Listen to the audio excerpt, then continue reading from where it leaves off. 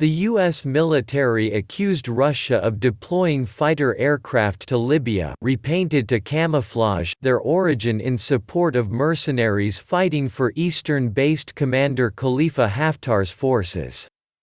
The allegation came as Russian Foreign Minister Sergei Lavrov on Tuesday told a Haftar ally that Moscow backed an immediate ceasefire and political talks that would culminate in united governing authorities.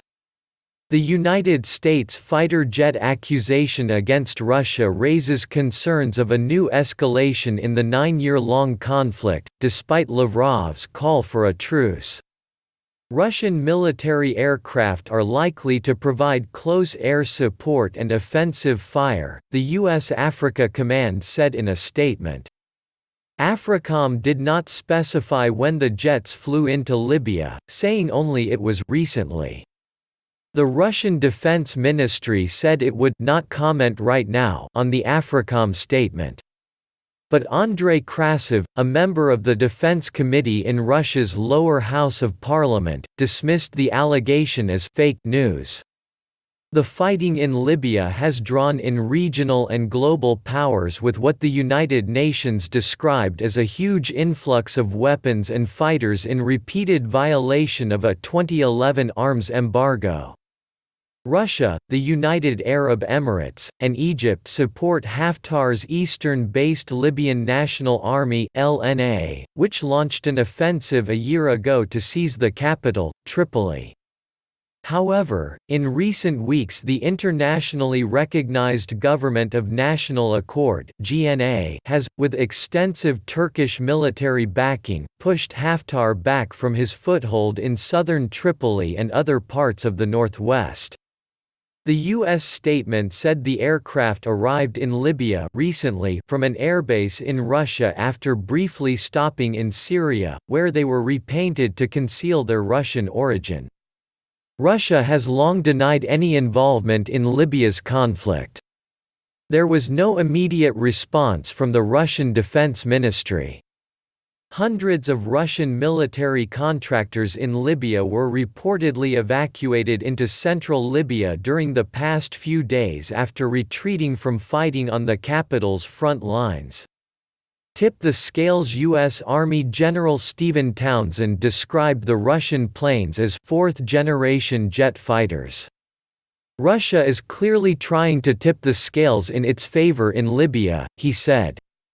Just like I saw them doing in Syria, they are expanding their military footprint in Africa using government-supported mercenary groups like Wagner, he added, referencing the Russian private military contractor Wagner Group, which the UN said last month had 1,200 fighters in Libya.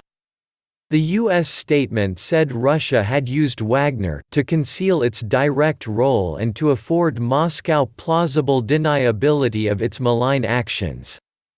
U.S. Air Force General Jeff Harrigan warned if Russia seized military bases on Libya's coast it would create very real security concerns on Europe's southern flank. The statement added neither the LNA or foreign mercenaries would be able to arm, operate and sustain these fighters jets without support from Russia.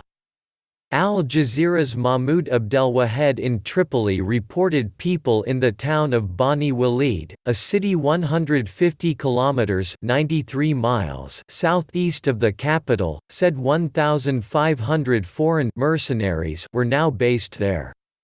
The question now is whether they're going to leave the country after the news they're being redeployed and provided advanced fighter jets, he said.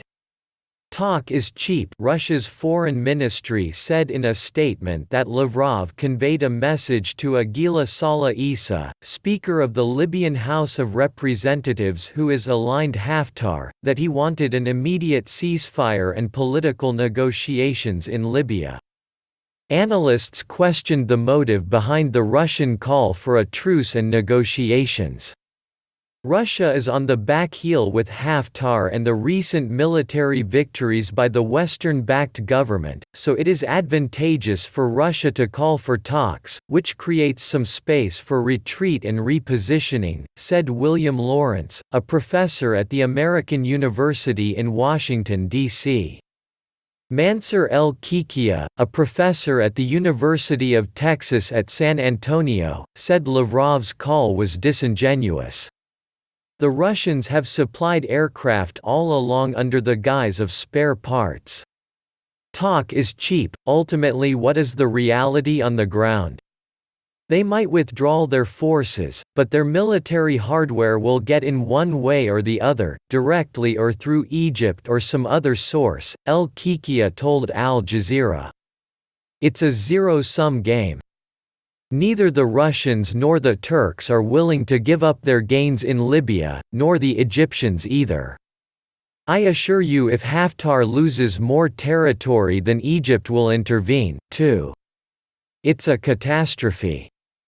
This war is going to last another 15 to 20 years. IEDs targeting civilians. The announcements came as the UN mission in Libya strongly condemned what it called the use of improvised explosive devices against civilians in the Libyan capital. A statement released late Monday voiced alarm about reports that residents of the Ain Zara and Salaheddin districts in southern Tripoli had been killed or wounded by IEDs placed in or near their homes. The statement did not name who was believed responsible but came after the GNA on Monday accused Haftar's forces of planting landmines in houses before pulling back from positions in the south of the capital, killing 2 civilians on Saturday as they returned home in Salaheddin. This grotesque transformation and deterioration of the conflict that has occurred while families were seeking the safety and comfort of their homes for the Eid holiday demonstrates deliberate targeting of innocent civilians, the UN statement. These acts, which serve no military objective, provoke extreme fear among the population and violate the rights of innocent civilians who must be protected under international humanitarian law.